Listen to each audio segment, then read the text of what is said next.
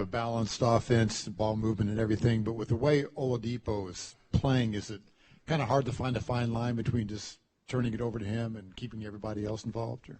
Well, I think he does a good job of keeping guys involved. I think we struggle when he's not out there on the floor. I thought our movement was good tonight. We had 27 assists. I thought Bogey did a good job of getting himself open, being aggressive, knocking down some shots.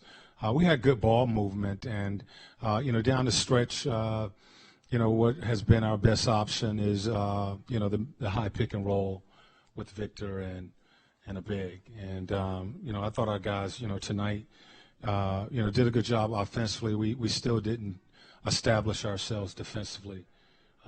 Certainly not in that first half, and they were pretty much able to get what they wanted. If we weren't scoring and shooting the ball at such a high percentage, this could have been a different outcome. What qualities does the team need to have to learn to play well with a lead? You struggle with that in Boston. Tonight it kind of got away too. What can be done? Well, sometimes, when you have a big lead like that, guys tend to relax, and one shot can take you out of rhythm. And we had a couple of those plays where we had some guys, started to get a little fancy out there. I thought we took some quick shots, and you kind of lost your rhythm. I think we were up maybe 19-20, and they cut the lead to 10. So you just got to stay focused and, stay with the game plan. You don't play the scoreboard. You play the game, and you always play the game the right way for the 48 minutes that are on the clock. Speaking of getting fancy, did you take Lance out after he drew that technical because of the way what he was doing? I don't know. I don't remember. You don't remember? No. Could you expound on that? Lance, I mean, he gave you a lift. I mean, things were getting away, and he made a lot of plays and got you back into a comfortable lead, and then he does the little air guitar thing and draws the technical. No, I think you're talking about when he jumped up, tried to throw it between his legs, catch it, twist his ankle. I thought he twisted his ankle and he needed a sub. Gotcha. You feel like, the All-Star break's coming up for every team in the league. Do you feel like your guys are showing fatigue at times? We coaches and I just talked about that.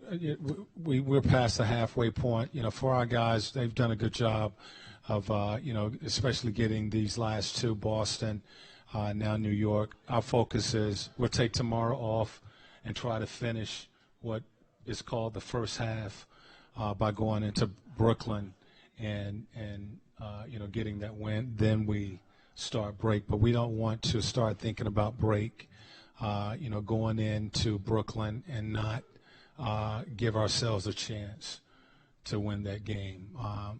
Everybody's fatigued. Everybody's played pretty much the same amount of games.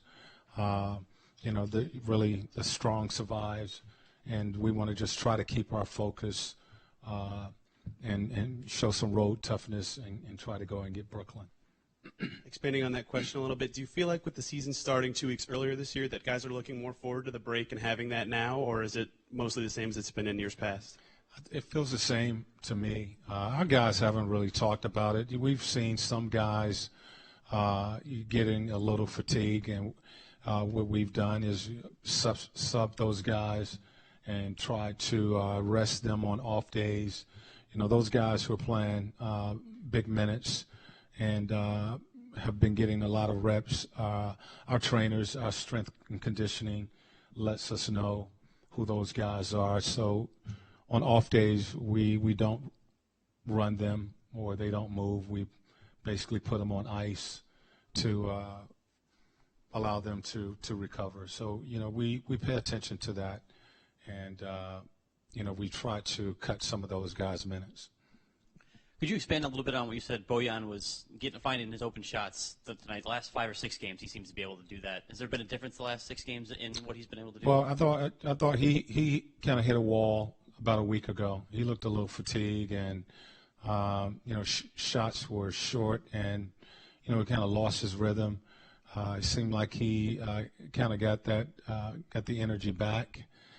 He's coming off screens. We're doing a good job of setting screens, but he's coming off and he's getting his legs into his shot, and he's been able to knock down some shots, and he looks much better than he did maybe a week or two ago.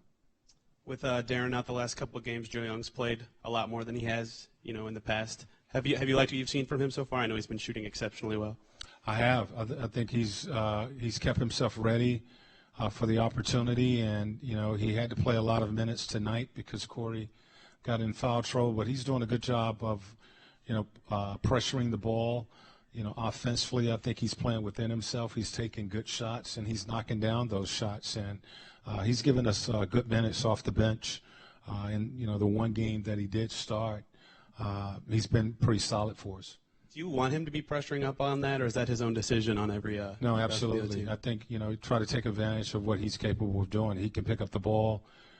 He's taking some time off the clock when teams are bringing the ball up the floor.